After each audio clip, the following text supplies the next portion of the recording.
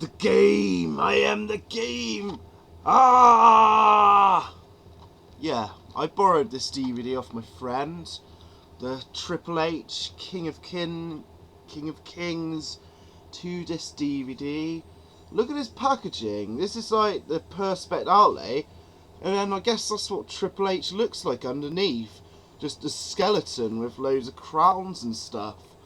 Yeah, I borrowed this DVD off my friend, and he's not a big Triple H fan either, you know, because the general opinion of Triple H on the internet is he's like self-serving, spoon-fed tit, basically.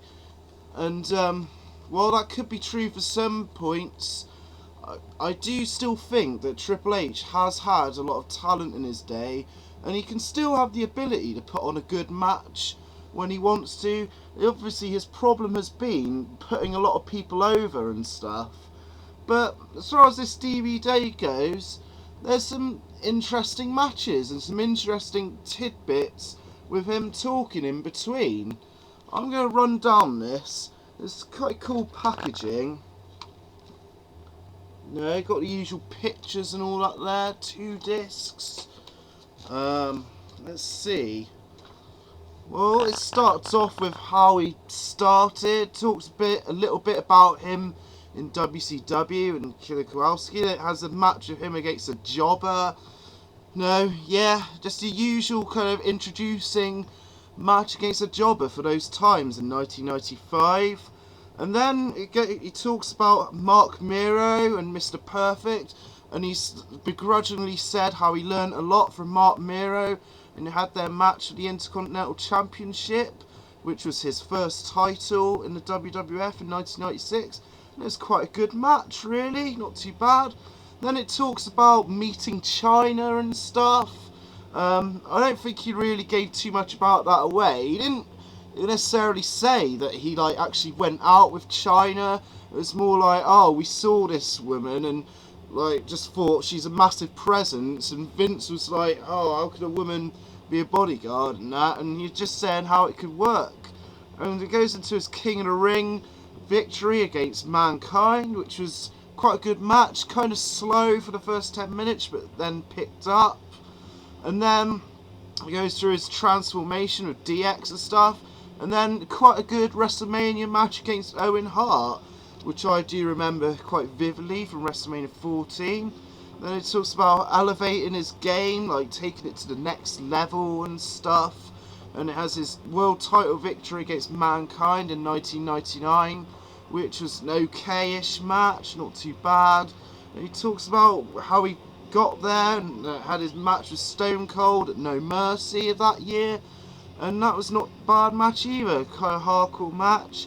Then it talks about the Matt McMahon Helmsley era and stuff, and then has his Hell in a Cell match against Cactus Jack at No Way Out 2000, which is a great Hell in a Cell, one of my favourites. And yeah, some of the risks, that bump Mick Foley took when he went into the ring and it sunk a bit, was lethal. Obviously he done rival the bumps in the match with The Undertaker, but still pretty good.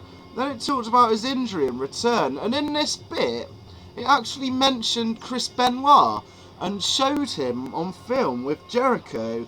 And I thought this was kind of weird, seeing as this DVD came out in 2008, and they kind of like, they don't mention Benoit or even acknowledge he existed.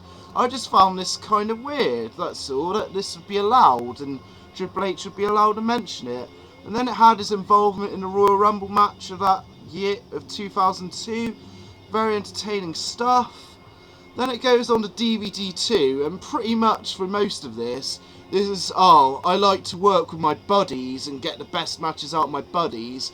Because the three main matches on here are Shawn Michaels and Triple H, the 2 out of 3 falls, 3 stages of Hell match. It doesn't actually mention the 3 stages of Hell match there, it just says 2 out of 3 falls. And while it was a good match and stuff, for some reason I couldn't actually get into this and believe those two hated each other like I did in Shawn Michaels' return match at SummerSlam the year before. Well, like a few months before. It had some good stuff. It used a lot of shortcuts, of course, with like steel cans and chair shots and barbed wire 2x4s and whatever, and fire and stuff. But it was quite a good match, and some risks were taken. But I don't think it was as good as the 3 stages of Hell against Austin. Then it talked about the rise of Batista, and this, he uses logo like jargon like putting Batista over and stuff, and how it was like, oh, they wouldn't even touch until WrestleMania, and how it was a good build-up. And from what I remember reading about it, because I wasn't really watching a lot of programming at the time, it did seem like quite a good build-up, but their WrestleMania match didn't do it for me whatsoever. It just dragged. But this Hell in a Cell between Batista and Triple H was one of the best Batista matches I've probably ever seen. And Batista's mannerisms as like a mean guy that really hates Triple H and wants to prove himself was really good, so I thought.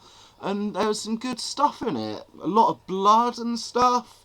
And just a nice hard-hitting Hell in a Cell match. And better than any Hell in a Cell match on the previous Hell in a Cell pay-per-view we've just had. And then he talks about wrestling my idol, Ric Flair, obviously. Talk about the storyline, how he's the gay, how he was, what he aspired to be. And then it goes into the Last Man Standing match at Survivor Series in 2005. And I have to say, this was quite an epic match, I thought. It was just funny, like, the way Ric Flair was selling with those screwdriver shots, they actually made me laugh. I know it probably shouldn't have had that effect, but God, and just the amount of blood loss Ric Flair had was mental. But pretty much, like, Ric Flair played the old dog that couldn't lay down, and eventually he did lay down, and it was quite an epic match. And the commentary team of Joey Styles and Lawler and Coachman really put it over, and it was good. And then there's a funny bit where he talks about the next generation. He talks about John Cena coming up to him and saying, "Hey, how am I doing?" And Triple H said, "You suck," basically. And I don't see how that's going to help anyone saying that on like a WWE released DVD. But then he goes on to say Cena stepped up his game and whatever.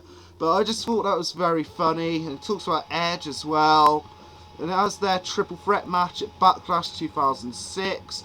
And that's it. It was quite a fun triple threat match. Nothing major, but quite good. And then it's like, goes on about what's left to accomplish. And he's saying, like, if I retire, I've got to feel like my time is up, basically. And in the extras, it has that infamous hog pen match against Henry Godwinn, which always gets a bit of a laugh out of me.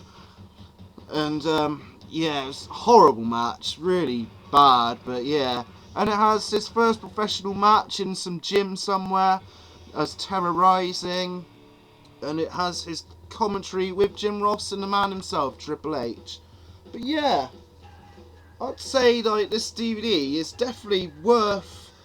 I mean, if you're a wrestling fan, like, and not necessarily a fan of Triple H, I'd say it's definitely worth picking up cheap or like borrowing off a friend just for some of these matches on here, because some of these matches are pretty epic and good.